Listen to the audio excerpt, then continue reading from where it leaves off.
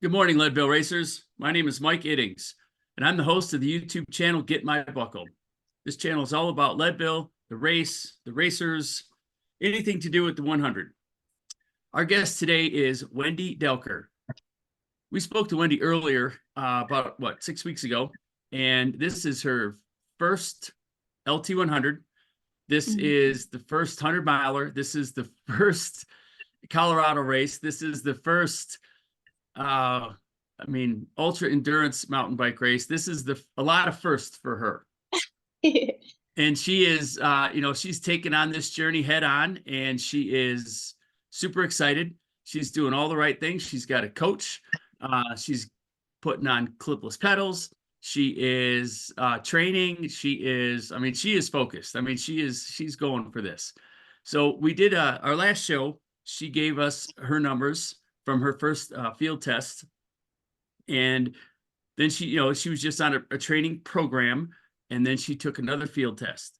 So we're going to discuss her improvements, what she learned about her field test, what she learned about training, how things are going for her, and just see where she's at. So good morning, Wendy. And by the way, she's from Temperance, Michigan. So they don't have a lot of hills, and there's not any elevation. And so she's definitely starting from ground zero. So anyway, Wendy. Hi, how are you? I'm good. How are you? Good. So you had a second field test. Yep. And your numbers increased. Yes. Yes. All right. That's great. So my first, I'm pretty sure it was 131. And then I had a couple of Zwift rides that it said that I went up slightly during those rides, but then my second field test, I went to 161. Yep. And we think because Wendy was new to this, all the training and the field testing and so forth, we think that her first test was low because 30 watts, 31 watts is a significant increase. So yeah, we wanted to just show you guys what she let me see here. Wendy's first field test is the bottom one. right. And you can see here's where she started the test. So she went out super hard. And then she held it for maybe a minute-ish and then realized, oh man, I'm not going to be able to keep this pace up. So she dropped considerably in power. And then at the end of that interval, you can see where she started to ramp it up again. And then she had her break, which is the low section.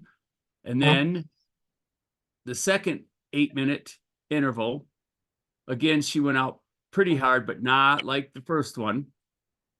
Then dropped off during the middle of it, and then got back into it at the end. So that was test number one. Test number two, like 6 weeks later, here, you can see she had the warm up, and then when she took off, she got into it real, pretty powerful at the beginning. Realized, oh, I'm not going to be able to hold this, so she backs down, and then at the end, she gets back in it at the end again. But the main part of that interval is pretty steady. Second interval, I keep trying to get that reflection in the black. The second interval, she took off hard, dropped off. There are two other spikes in the middle of the interval, and then there's the end where she got back into it. So those are the two different tests, about 6 weeks apart. Just to show you, in a perfect world, the test would be you'd warm up, you'd hit the power, you'd hold the power, and then you'd drop off. That'd be a perfect test. None of us, I don't know anybody who does a perfect one, but so she definitely gained some power through her training, which is awesome. So Wendy, tell the other first timers how you felt, what your first test felt like, and where you were at versus the second test, and just see what the differences are. Yeah. I feel like there's a lot to say about all of it. So the very first test, like you have already mentioned, everything I think about this whole race is a first for me. And I've never taken an FTP test before. I've never tracked my power. I've never tracked cadence, like none of it. And so the numbers on the screen in front of me during that first test, it was a foreign language to me. I had no idea whether, you know, that number I was looking at was good or bad, if it was, you know, I had nothing to gauge on, you know. So I just was going off of what I was told and how to, you know, perform the test. And I got in my head. So you know, I've heard you guys say things like, you know, once you know your numbers, you know, okay, if I'm writing at this power, at this cadence, I can carry that on for a really long time. Well, I don't know those numbers, so I didn't know if I could carry that on. I'm just going off of feel.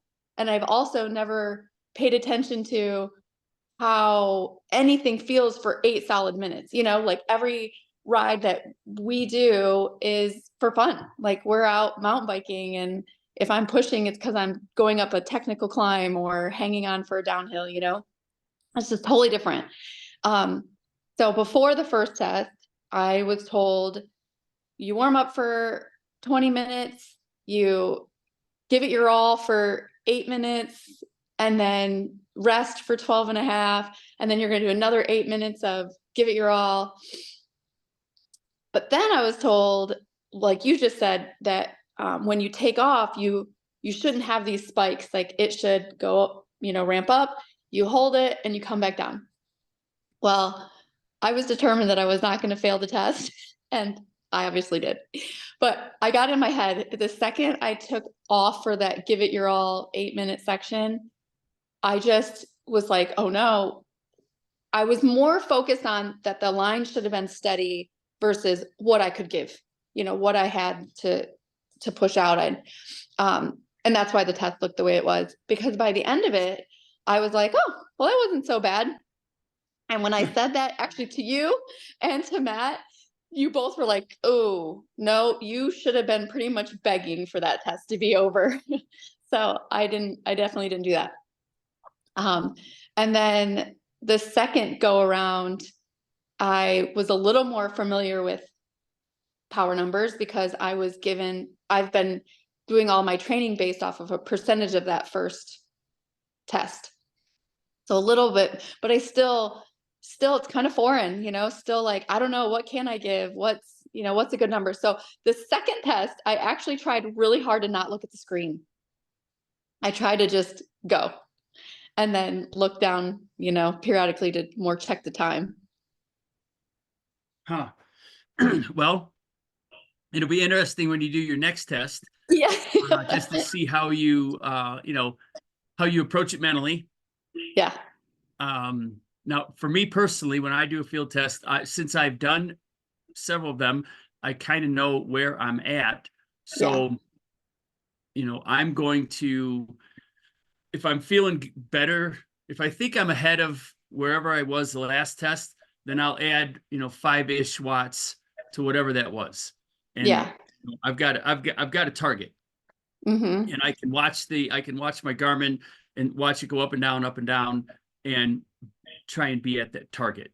So Yeah. I think since you have 2 field tests under your belt, and you're going to have another month or so of training, I think the numbers are going to start to make sense to you, make a lot more sense to you. And Yeah. when you're out there riding and you can see your watts, and you can see whatever length of hill you have, or whatever the distance is from point A to point B, and you can ramp up and just kind of test yourself, you know, without, not in a field test, but just out riding, just when you're Mm-hmm. monitoring your Garmin and your heart rate and your time, and see like, oh, I was able to hold whatever for a mile and a half, you know, and figure Yeah. out that time. So it's going to be interesting to see. I mean, as you progress, your tests are going to become more consistent, which are going to be more accurate for your coach to, you know, make sure the zones are correct and that sort of thing. So Yeah. it's it. I mean, I enjoy watching your progress, Oh, thank because you. I know you're into it, and I know you can't Yeah. wait, and I know you're just absorbing all the information you possibly can. Yeah, So I know. I think I've it's said it excellent. before. It's it's quite refreshing to go uh to it's like a mental shift from um physique to performance. And I'm just really excited about watching my performance change, and improve. Just it's refreshing. Yeah. Well, and Uh, what's that? your body composition will change throughout the summer with Yeah. with all the miles that you're going to put on. Oh yeah, don't get me wrong. I'm looking forward to that too. Yeah. Yeah. But that comes with it, right? Uh-huh. Yeah. So as far as tracking power out on the trails, we haven't done that yet. So our the only way we're tracking power right now is with our trainers. Um, and when we ride, um, I know that Strava somewhat does. I'm not really sure how accurate that is compared to, the trainer, but anyway, we are going to get the power pedals for our bicycles. So Oh, we just don't great. have that. Yeah. So the only Well, thing I can track is really whatever Strava says. gotcha. Well, I mean, if you're going to buy them anyway, sooner the better. Yeah. We get them on, and then you can start to you're just going to start to pick up, where you are at, and then you can measure the power with your heart rate and the time you're riding, and I think it's gonna be huge beneficial Yeah. for sure. And I was, Chris Carmichael said you don't have to have a power meter, in order to do this. However, you will be more efficient from whenever you started until your Leadville date. You will be able to gain more fitness because you'll do it more efficiently. Yeah. It'll just be steps forward every step along the way versus one step forward, two steps back, or two steps forward, one step back. It will just be forward momentum because your coach is going to know exactly what to prescribe you Yeah. because he's able to read every day what's happening to you. So Yeah. if you're not hitting your numbers, he's going to back off the program for a day, for a week, who knows, so that you Hmm. can, adapt and get to the point where you should be. Yeah. So I would get your pedals sooner than later if you're going to get them anyway. Yes. And Well, it's in the works. Randy's been talking with the bike shop about it also. okay. And I Yeah. heard before the show started, you said that you are now clipping in. So Yes, how's, that's new. let's hear a little bit about that. Yeah. So clipping in, well, first of all, breaking in new shoes is not any fun at all, but they're not too bad. It's a whole different feel. I clipped in, oh my gosh, like 10, 11 years ago. And then I almost fell off of a wooden structure because I couldn't get out of my clips and I got pretty freaked out and never clipped in again. But now with the race and with training, everybody has said how important it is to be clipped in. So we're giving this a go again. I have only done one ride. We had one 3-hour ride that we did, and I did it clipped in. And I really could tell a difference in, especially more of like the technical sections of the trail. You just knew like you're attached to your pedals. You can not toe tap. You have to just go. And so that was pretty cool. There was only one moment that a bunch of hikers were on the trail and I thought they were going one way. They thought I was going one way and they ended up right in front of me and I had to hurry and get out of my clips and that was close. I almost went down, but you're like barely moving too, right? You're like trying to balance. So, but overall, pretty easy adjustment, I'd say. Oh, that's good. Did you Yeah. do your second field test with clips or no? Yes. You did. Okay. Yeah. Mm-hmm. Well, they And then should, part of the whole clip thing is so that you want to be able to pedal in put power on the crank yeah. 360 degrees, not Mm-hmm. just down, down, down, but 360 all the way through. And that's, that's going to give you, more efficient power. Yeah, I don't think I've mastered that just yet. I definitely think I still favor, pushing down on the pedals. Randy described it as trying to pedal in circles. And so I definitely try to think that, but like anything else, I'll get it. It's just it's new. Oh, for sure. Yeah. No, and you'll have to, every time you ride between now and Leadville, you're Yeah. going to need to think about that and just keep that in the front of the radar screen. Am I pedaling in circles? Right. And it will come. It just takes a while. It's like anything. Yeah. Yeah, but I enjoy it. It's good. Okay. And so what other things have you noticed about your progression, for the last 6 or 7 weeks? Oh, well, I definitely just feel stronger. So that's good. And then a lot more firsts are all the different styles of training, nothing that we've done before with, see if I remember all the names of them, like over unders, power ladders. I think they called them sprints in one of them. We have one coming up called sweet spot training. We've not done that yet. So, I've really enjoyed that, all the different styles of training and why you do each one and how it strengthens you in different ways. And there are plenty of different workouts out there. That is for sure. Yeah, learning that for sure. Okay. And how's Randy doing? Randy, just for context, Randy's her husband. Randy's also doing Leadville this year, 2024, with Wendy. And it's his first as well. So they're both entering this journey together at ground zero. So Yes. I just thought I'd see how Randy's doing too. Yeah, he's doing really well. He's also increased, and he just walked by. He's feeling good. He's pushing through as well. And it's cool because doing it together, we hold each other accountable.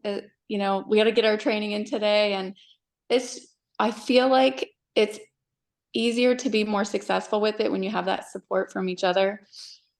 But at the same time, it's it's a lot, right? It's just a lot of training. It's so a we're lot. both, There's no doubt. I guess we're both sacrificing things to make that happen instead of like only one of us, but it's super cool. I love doing it with him. His numbers, I don't remember. I think he was 161 and he went up to 181. I think I'm right on those, but definitely getting stronger too. Well, that's good to hear. Yeah. Good to hear. So any other, what questions, you asked me several questions the last time we were on the show. What other questions have you figured out, like, I better get the answer to whatever? Yeah. So when we train at home, we have the music blasting and you have a little bit of a outside distraction, I guess, away from the training itself. But during this training, we've only had one ride so far outdoors just because of the weather here. Although we do have we have a 4-hour ride today that we're going to get to do outdoors. So I'm excited for that. And when we're out on the trail, it's just completely different than being at home. Like you don't really need that something else in the background, I guess. But I was just curious if you do, like, do you ever listen to music? Are you allowed to listen to music? Or if that's something that people do, or if you're just kind of in your head and go and enjoying the day. Well, for me personally, training wise, I listen to music all the time. Yeah. Just all the time. Come Leadville Day, no. And I'm pretty sure Leadville says no headphones. They don't want you tuned up for the race. Yeah. I think there are, if I remember, I know there's been a couple tandems with some tutus and a radio and blaring, and it definitely puts a smile on your face in the middle of a rough day when you are passing them or they're passing you or whatever. But All right. Well, I'll So look forward to the two tandems. you're gonna see there are a couple people out there with some weird things going on, but for Oh, the that's most funny. part, everybody's pretty serious, getting after it, getting it done. Yeah. Well, that's Uh, awesome. So another question is really about the course. I have purposely not previewed the course other than little tidbits that I've heard people say. And I was reading online last night, just other writers from previous years and how they did. And I found it interesting that several people had really fast finish times, but still talked about times that they had to hike a bike. And I guess I just didn't realize that there was that many sections of the course that were that, that challenging.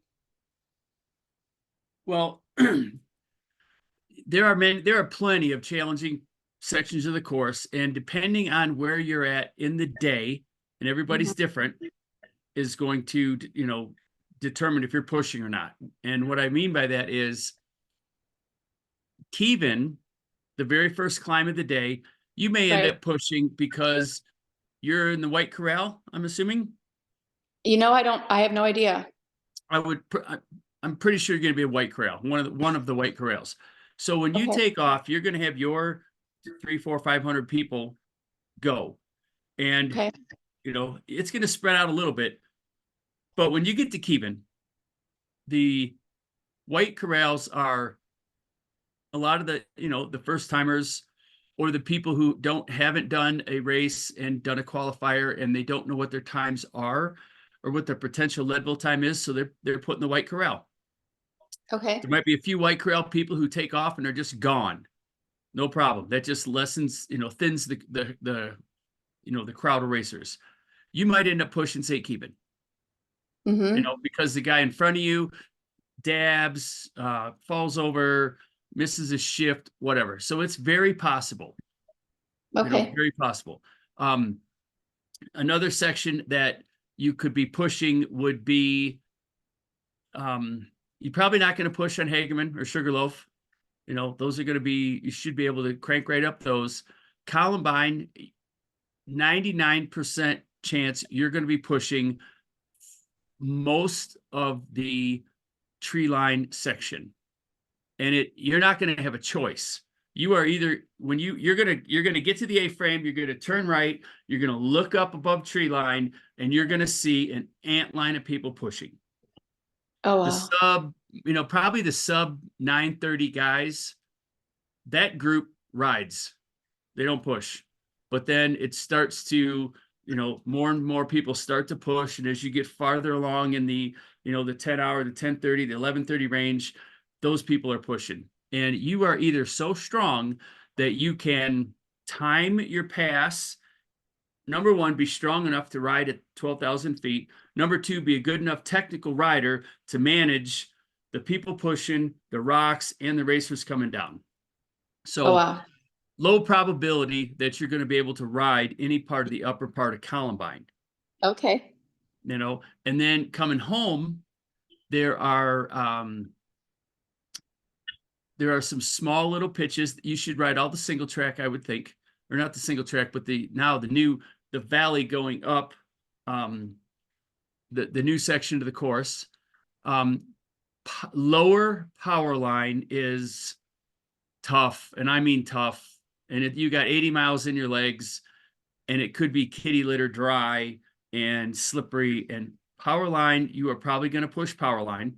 And a lot of people push power line. Some people just don't think it's worth the effort it takes to pedal up it. They just get off their bike.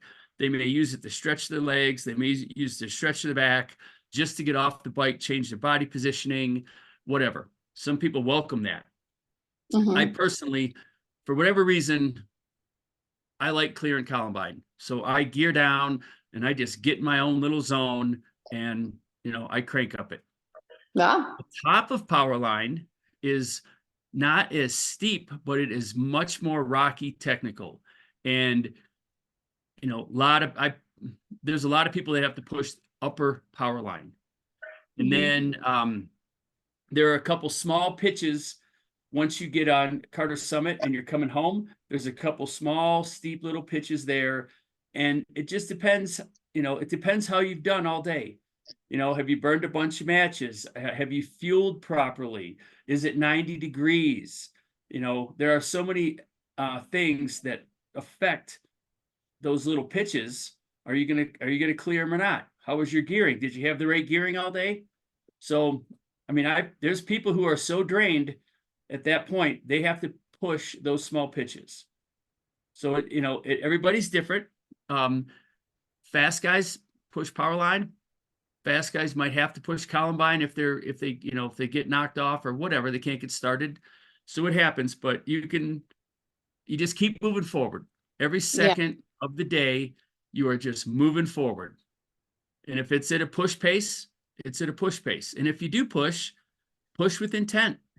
It's not get off your bike, stop, stretch, think, chill, talk. No, if you're a 12-hour bubble racer, you get off your bike and you start moving forward, because you don't have time to waste ever until you get to the red carpet and you look at your Garmin and it says 11:30.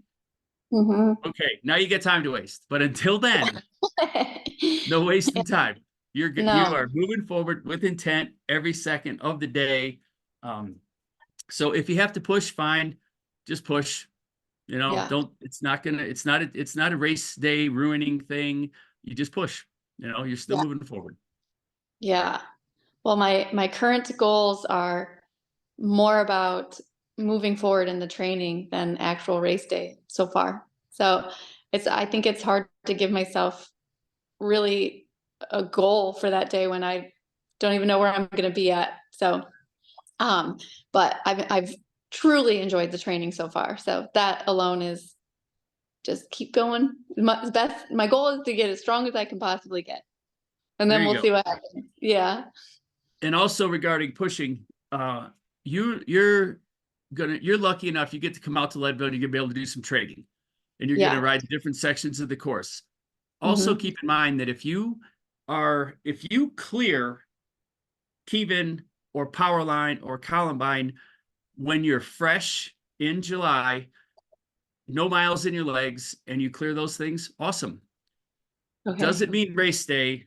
If you clear in practice, but you don't clear in race day, don't get discouraged, because you're going to have a lot more miles in your legs. There's going to be a lot more anxiety. Your heart rate's up. It's probably not going to be other people when you do it the first time.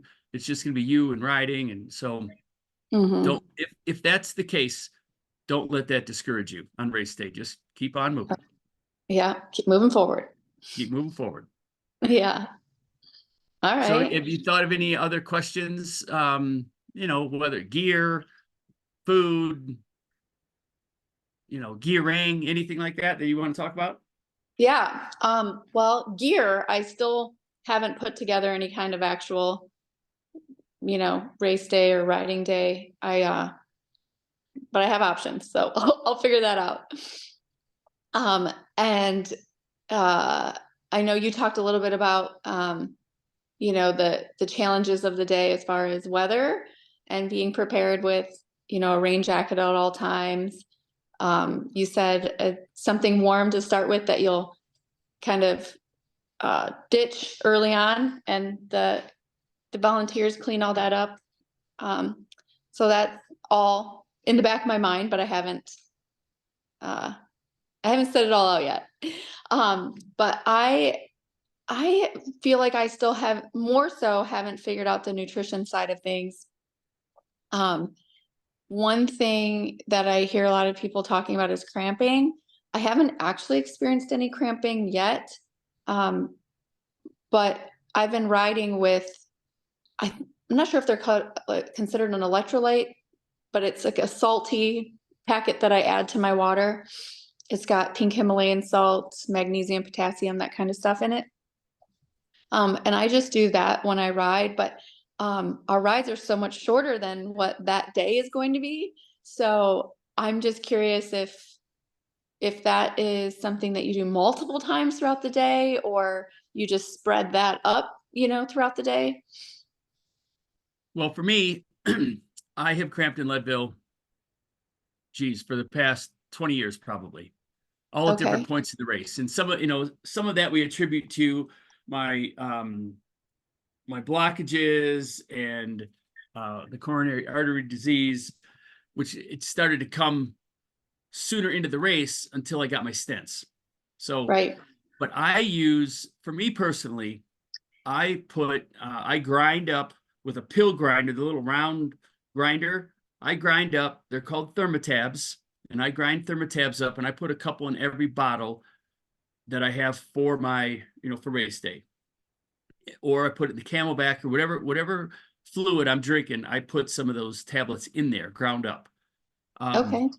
And I will still need those thermotabs. And for me, I can feel the cramp coming on. I have those pills readily available to me, and I get them in my mouth. I mean, 2 or 3 tablets as soon as I can. And if I do it, I don't have to get off my bike.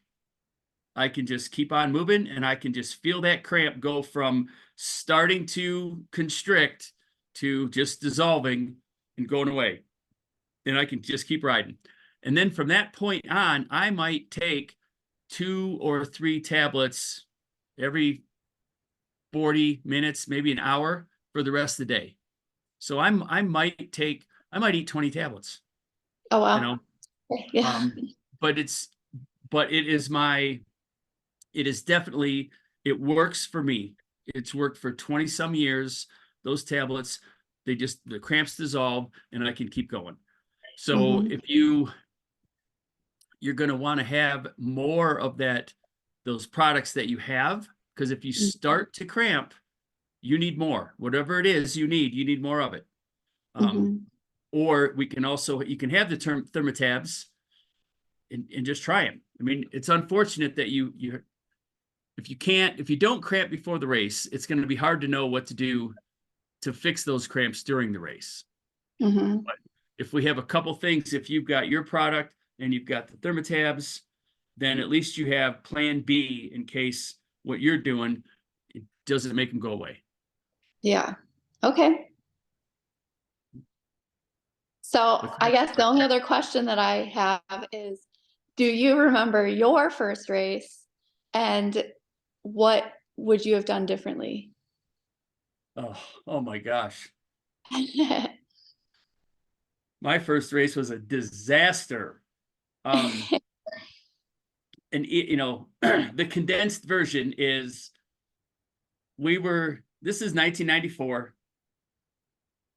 Couple guys that had absolutely no right being there whatsoever, just, had an attitude and said, we can do this. We're going to figure it out.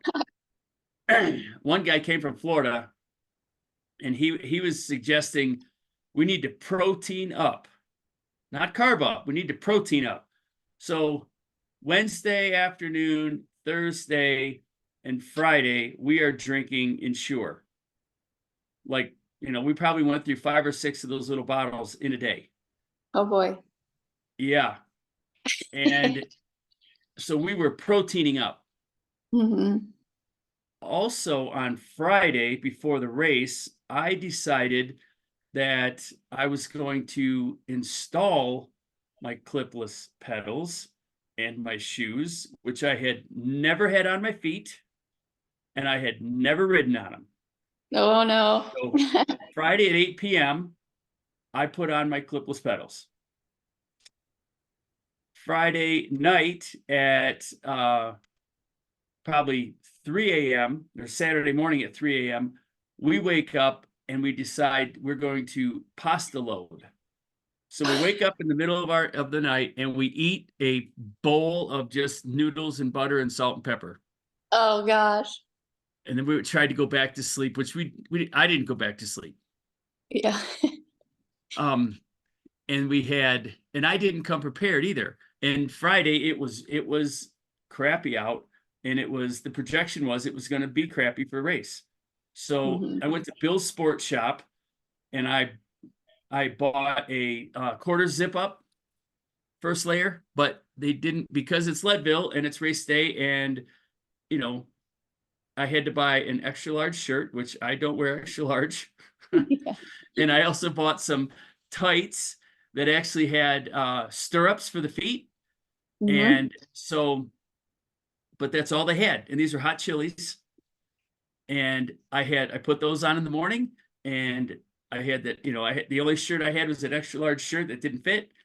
And I had my Gore-Tex, my true North Face Gore-Tex ski jacket. And I needed it for the starting line because it was, it was not good. Yeah.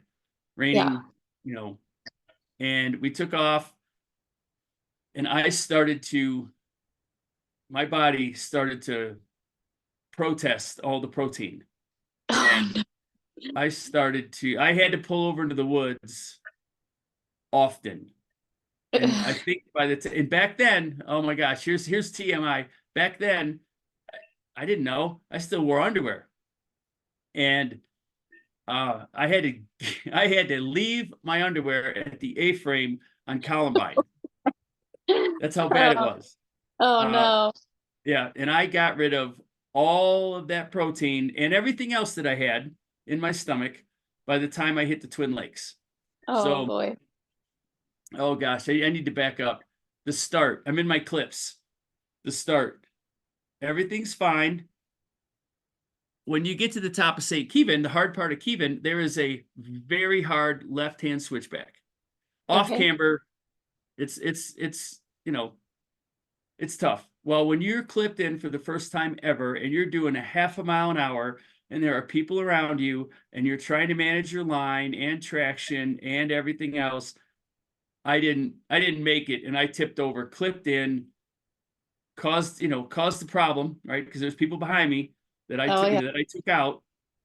So I was clipped in, laying down, trying to get out. And then when you get down power line, there used to be a river crossing, a little stream crossing, probably 20 feet long. And on the left, there was a board that was laid there that most people would unclip and push across the board and then take off. Well, Mr. Motocross, it's just a little river crossing. So what? So I clipped in, I started to wheelie, and I hit a rock in the center of that thing, and I slipped like this, and I couldn't unclip, and I fell over in the river, Oh, in the stream. So now I'm bummer. soaking wet.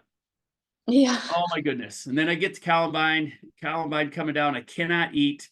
I go from Columbine to Pipeline, it's the fish hatchery back in that day, and I just had nothing in me. Just had absolutely nothing in my stomach, and it was raining, and I couldn't eat, and I got up, started to go up power line, and I'm pushing, and I start to see green dots kind of doing this, and I Oh can no. hear the power lines buzzing, and you're wet.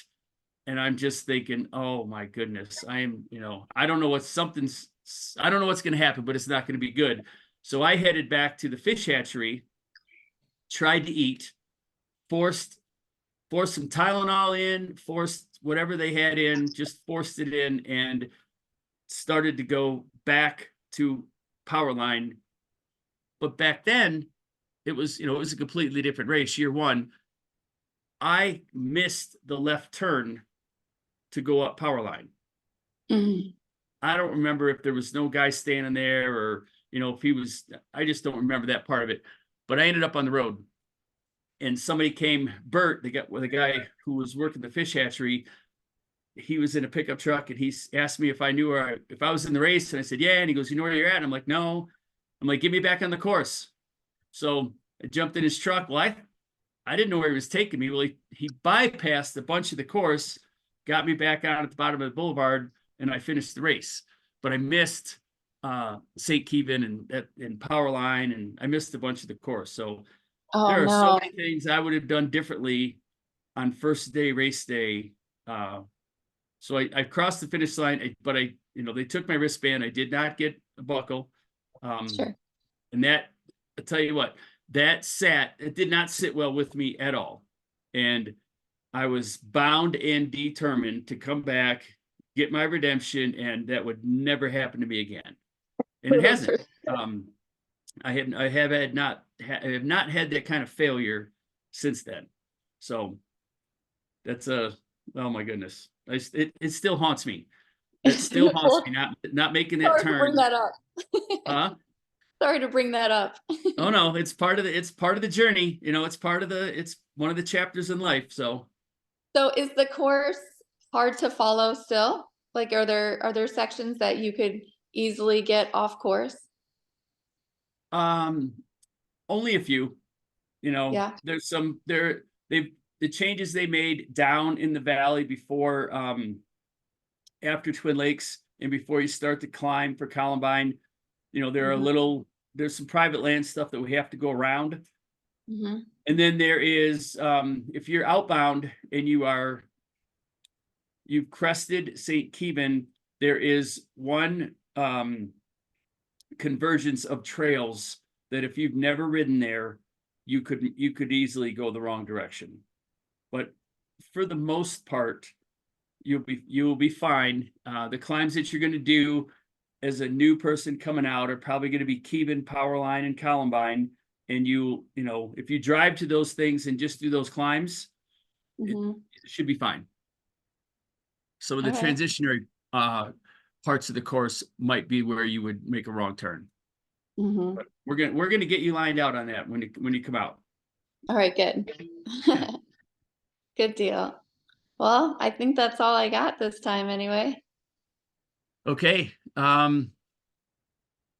Let's see. Do you know what your gearing is on your bike yet? No. No. Okay. So homework for the next time we talk, you're going to do an FTP test and we're going to get those numbers. Yeah. Find out your gearing. How many teeth are on the front ring? Uh-huh. And then how many teeth are on the biggest sprocket on your rear cassette? Okay. Those two numbers.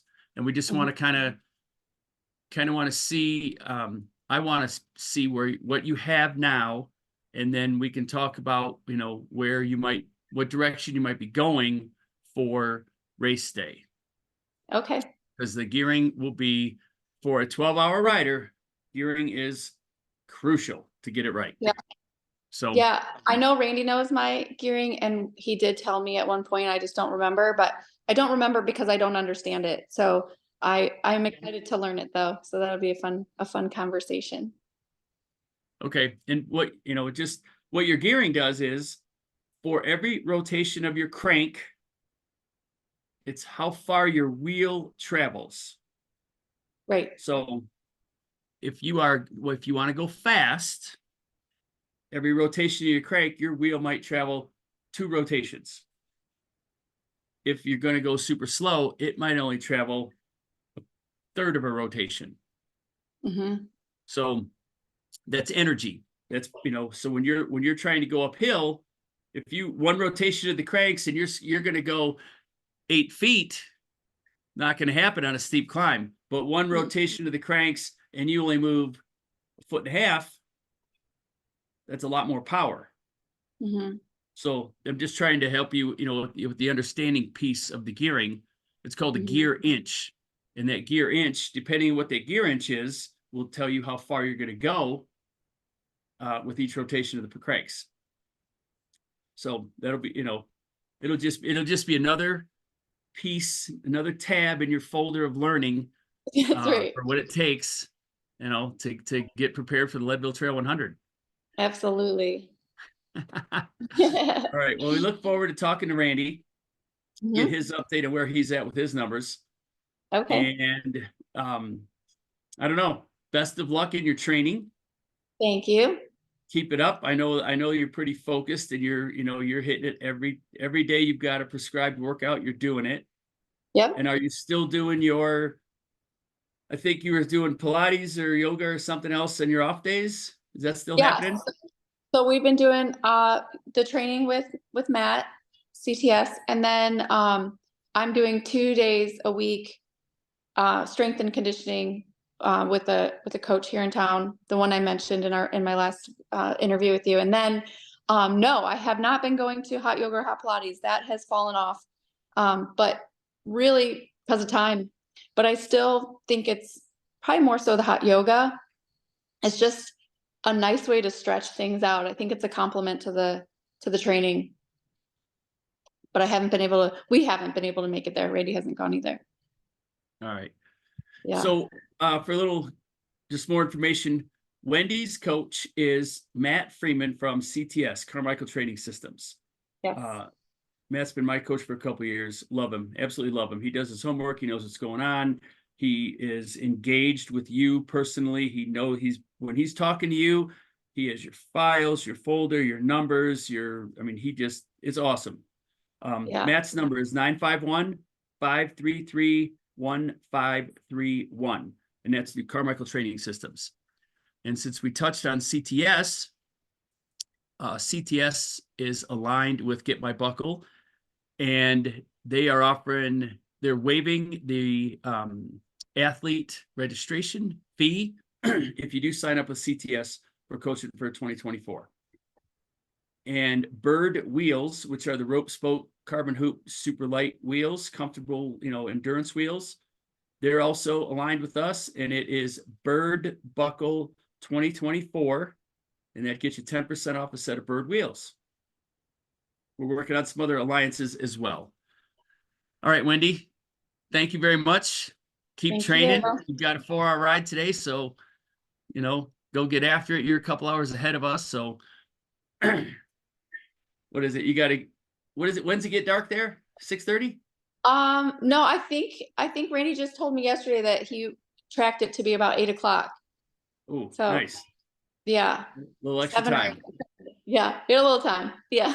But right. the trail we're riding is an hour drive from here, so man, you're gonna have to get going. Yeah, it's our whole evening, but it'll be fun. All right. Well, have a great training ride. Thank you very much. And let me know when you get your other field test in, and we'll do another follow-up. All right, I will. All right. Thanks, Mike. Have a good day. Bye. This is Mike with Get My Buckle signing off, and we will see you at the finish line. Thanks.